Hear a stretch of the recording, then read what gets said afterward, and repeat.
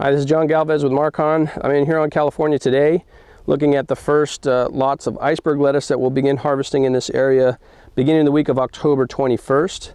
To give you an idea of what this lettuce is looking like, it's still a little bit early on. There's several days left and we have some warm temperature this week, but right now we can tell you that typical of Huron lettuce in the fall, we sometimes see these little chemical burns on the outside leaves, and that is caused from a defolium that they spray on cotton, which also grows in this area, and sometimes the wind can carry that spray and burn the outside of the leaves, but it generally doesn't affect the inside of the head. It's mostly just on those outer protection leaves.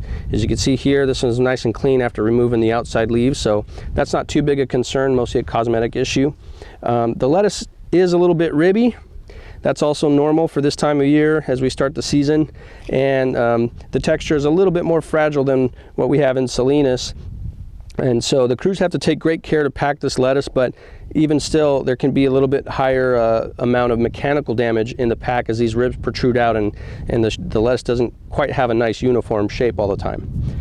Long core or cedar is another issue that we usually deal with at the first part of the season. I didn't see too much of it in this field as I walked it, but you can see that some heads have a core that's longer than normal, over 4 inches, and that's just really robbing of the yield. But not all heads have it. You can see here's one that definitely falls within our specifications, and it's filling in quite well. There's still several days left, and we're going to be back in this area reviewing this lot again before we start packing here. We just wanted to give a heads up that we'll soon be moving into this area, especially if you're in the kitchen and working with lettuce. Over the next week to 2 weeks, you're going to notice the lettuce may look different than what you're using currently. So that's just all part of the transition that we have to do to make sure that we stay in plenty of supply. So we'll be posting more updates throughout the transition. Thanks for watching. We'll see you next time.